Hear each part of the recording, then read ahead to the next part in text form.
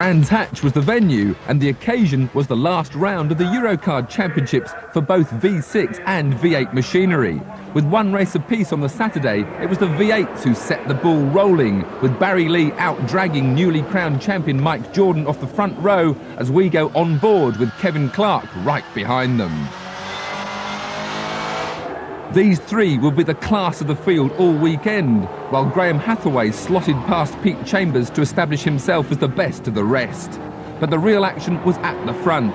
Lee still led from Jordan and Clark as each showed his individual choice of line.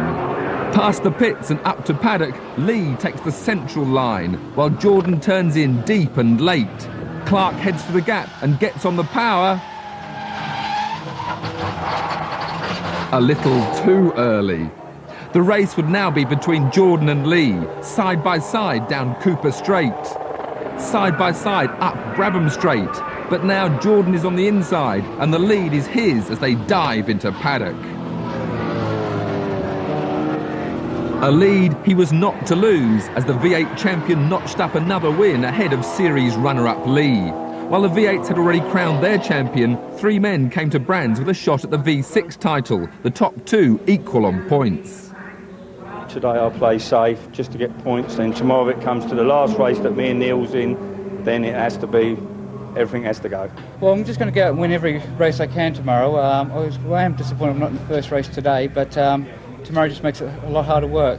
I'm not racing in today's race. My two races are tomorrow.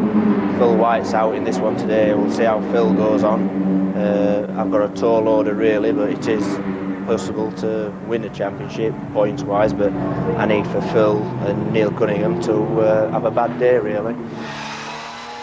On board then with Phil White for the start of race one. He's drawn 9th on the grid, which means he'll be 14th for his second race, so this is his best chance for a win. Up to Druids, and he squeezes out Graham Miller for 7th. Soon he's 5th, just 4 cars between him and a maximum 200 points. He's 4th. Oh, make that 3rd. I think that's what they call the old 1, 2. Eurocar racing is close and contact sometimes inevitable as the tight packs jostle for position. Mid-race and Steve Dance forces his way to the front with White glued to his bumper as Paul Poulter is dumped to 3rd. Behind, a new danger is lurking as Paul Lee, up from 19th on the grid, dives inside Miller to take 4th. But White's eyes are all on Dance as he locks up and slides wide, providing Black 63 with the opening it's been waiting for. At long last, the track ahead is empty. Into paddock, and Lee is now challenging for 2nd, but thinks better of it this time.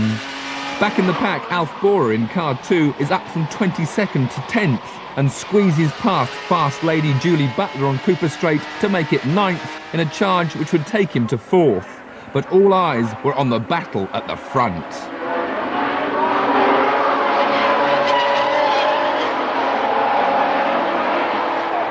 This time, Lee stuck his nose inside Dance and didn't back out.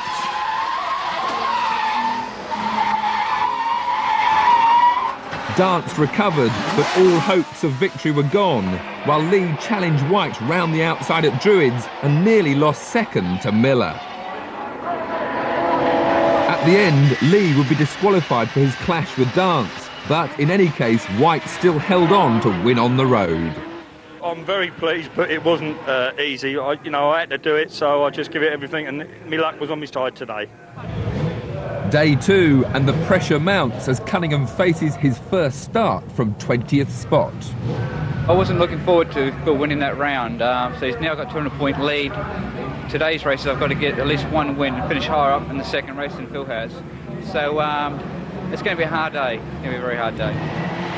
The 3rd championship contender, Peter Faulding, is right in front of the yellow car of Cunningham as they cruise round for the rolling start. And it's Faulding who makes up the most ground on the opening lap, but he wisely lifts off as Ian Fewing spins across the track in front. but someone else doesn't. And then there were two. At the front, Alf Bora leads from pole position, but he's coming under increasing pressure from Steve Hodgson in Silver 7. Meanwhile, Cunningham is steadily making up ground, using his years of single-seater experience at Brands to pick off the opposition one by one. The art of overtaking is a necessity if you're to succeed in Eurocars, and he was showing just how it should be done. Ahead, Hodgson finally found a gap inside Bora, but Alf was soon to have a bigger problem. Brace for impact.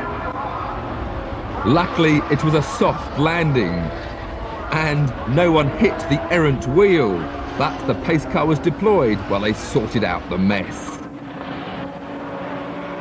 At the restart, Hodgson headed for victory ahead of Art Marcus, while Cunningham was now presented with a nice tight pack to start slicing through. And as he did, they scattered in his wake.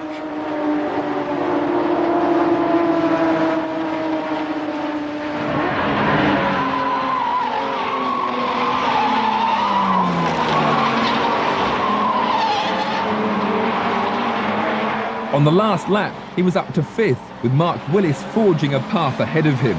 The checkered flag arrived before he could improve further than 4th, but few would have put money on him getting that far from 20th to put himself back in the position of being favourite for the title.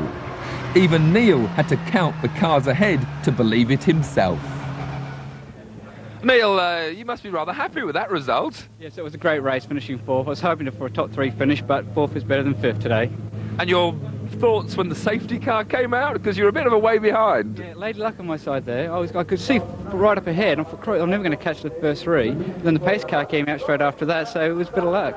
So you assume that Neil's going to win the race and you have to finish 4th to take the title? Well, that's the way I'm looking at it. All I hope it doesn't rain. I'm not that quick in the rain, but in the dry I think I can get going. With a bit of luck I probably can get up somewhere near 4th, but we'll see what happens. Phil, I think it's beginning to rain. OK, go and have a look for yourself. Track's wet? Not yet. But get the wet tyres ready, just in case, while we make up our minds. Well, at the moment he's still on dry, so he'll make his mind up when he sees what I come out with. So he's looking up here as well. Yeah. Hang on, let's see how they... Might be snowing in a minute. Give it the... I just have to make a right decision for a change. Just keep raining. We made a decision, we're going to be on wets. In the end, there was little choice as the pack poured into paddock for the 15-lap showdown. Cunningham on row 2, White back in the murk of row 7. Once again, Neil's extra Brands experience was reaping dividends. He knew that in the wet, the outside has far more grip than the much-used rubber-coated racing line, and he soon swept round Rick Lemon at paddock to take a lead he was never to lose, while the rest of the field slipped and slithered behind him.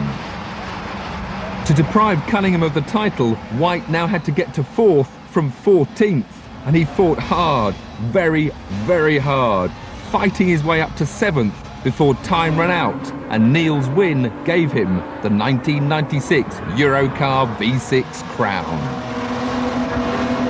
It's been a long, tense season. After 30 races to go down to the last race of the day of the season, it's very happy to finish it all now. The season's finale was an 18-lap splash for the V8 boys, but that was reduced to 15 when Ian Mitchell spun in front of the pack, collected Graham Hathaway and brought out the red flags. On the restart, Mitchell did it again, but this time all on his own on the grass. What's that they say about number 13? All this gave Pete Chambers and Kevin Clark a huge lead over the chasing pack, with Barry Lee moving up fast from the back. Up ahead, Clark finally squeezed past Chambers to take the lead as Lee began to pressure Jordan for 3rd, which became 2nd after Chambers had fallen off. While Clark headed for an easy win, Lee tried one final attempt to wrest 2nd from Jordan.